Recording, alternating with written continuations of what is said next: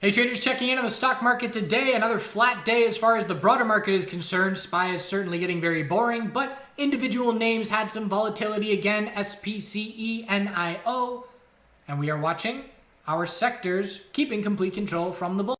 So looking at SPY, we can see very similar range to yesterday. We did get a new all-time high right at the end of the day, and we held the pattern of a higher low every day by 5 pennies. That now makes 8 days in a row with that pattern taking shape. We have this day, or this period back here, which was very, very similar. Bounce, started to level out. The big difference here was we were opening higher consistently. That hasn't really been happening. And then we dropped. So we know that we see the market get lulled into a sense of complacency. Oh, it's just up every day. The bears are nowhere to be found. And then we usually see a fairly fast, hard drop. And again, all you have to do is look at the past year, and that's what happens. Look at this grind. Nothing is going on. Bulls are fine every day. Fast, hard drop. Nothing's going on. Bull control every day. Little drop, but those 2 days happen fairly rapidly. So my point is, that's going to happen. It's inevitable. But as traders, we don't want to be constantly, every single day, trying to nail it. All right, I'm going to nail the top. Today is going to be the day that we see that shift. You can have a lean where you can say, okay, I'm not comfortable entering bullish positions up here and I'm scouting for bearish entries. That's perfectly fine as long as you're managing your risk along the way. But the slow bull grinds end with a decent little pullback. And we'll scout a daily high or low. So that's the other thing. Bulls are going to be waiting. Not only do you have bears waiting for their opportunity, but you have bulls that are going to be waiting to buy daily high or lows, because there's tons of space for daily higher lows on a name like SPY. QQQ bulls keeping their control, new all-time high. Again, no real follow-through, but the bears are non-existent the entirety of last week and so far the first 3 days this week. Higher low, broke resistance, no follow-through.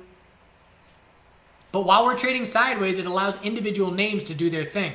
So a name like NIO that's been running extremely strong, or a name like Roku that's been on absolute fire, they're allowed to operate in their own environment because the bots and the algos that are correlated with SPY, just imagine robots. Imagine a robot at a computer that is acting on what SPY and QQQ is doing. And if QQQ and SPY aren't doing much at all, then those bots aren't acting as far as correlations are concerned.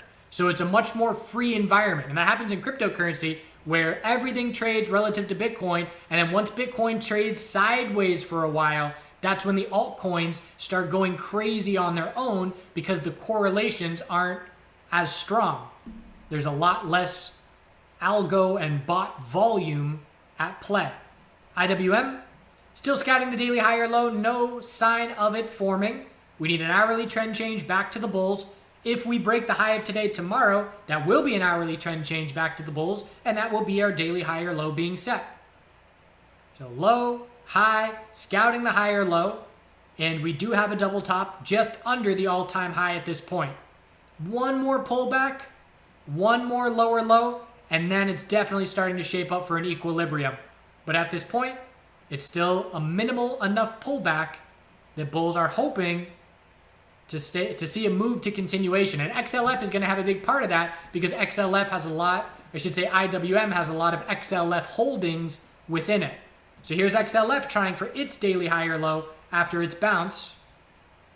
Low, high of the bounce is a double top at 37.04. And now it's 37.05. But now we're looking for a potential daily bull flag. If 37.05 breaks, the financial sector bulls get followed through on their bounce, and we're watching weekly resistance 38.60. So the weakest major sector is on its path to recovery. XLV still grinding that resistance, but again, the bears are non-existent. Until there is bear volume, it's bull city. Biotech sector, notable pullback, multiple days in a row. Anything above 131.89 is a daily high or low, and the hourly trend change back to the bulls is needed. If this setup were here and it was 11 a.m., I'd be scouting a bullish entry right now for the hourly high or low. We'll see where we open tomorrow, but anything above 133.50 is the hourly high or low, and then the bulls must break 137.24 to confirm the hourly trend change and confirm the daily high or low has been set. SMH, all bulls, grinding up, all-time high close, higher low every day for the last 7 days in a row. Keep it simple with that pattern. If that pattern is intact, bulls have complete control. Tan, bearish reversal candle yesterday, gap down, and consolidation finally underway today. Hourly RSI, we're keeping an eye out for it to reach oversold. If the low of today breaks tomorrow, we'll be watching for hourly oversold. One setup I like, significant bull move, ideally blue sky breakout. Pull back to be looking for a daily high or low. Daily EMA 12 converging with hourly oversold conditions to be scouting a daily high or low. And NVDA just gave the ideal scenario back here on June 21st. All-time high, hourly oversold, daily EMA 12. And that was the best buying opportunity on NVDA anytime over the last 7 days. So we'll keep an eye out for that on TAN. It's not coming from all-time highs, so it's not as ideal, but it's very similar with a ton of space for the daily high or low to form. MSOS, surprised, I guess a little pump at the end of the day. That candle caught me by surprise because it didn't trade anything like that all day. But that last 5 minutes definitely shaped that candle intentionally, trying for the daily high or low. And a break of 40.62 would confirm the daily trend change for the first time in what feels like forever. And that would be a big point in favor of the potential of a monthly high or low being set. But have to break 40.62 for that to happen. The VIX. Not much going on. Again, it's not dropping to lower lows while the market is staying strong because there is hedging going on. If you see the S&P 500, if you see SPY up 9 days in a row with a higher low every day, and you have a solid long portfolio, it's a good time to hedge because we know daily consolidation is inevitable, but we know a daily high or low is then the most likely scenario from there. The dollar broke resistance. I was scouting for a lower high to form. It didn't. We broke resistance of 92.41, continuing the daily uptrend, and now it is all about the monthly. Low, high, higher low. Can the bulls break 93.44, or do we form a lower high compared to that level and tighten up for weeks? This is the 2-week time frame. This monthly equilibrium, if we fail 93.44, could play out for another month. If we break 93.44, it's a very notable longer-term shift in momentum to the dollar bulls. Metals were green today. It was almost like the metals yesterday got ready for the dollar bull break today, and then the dollar bull break happened, and the metals bulls said, all right, that wasn't so bad. Daily inside bar on gold, and anything under 1795 is just a daily lower high, so we have to prove it on the daily time frame.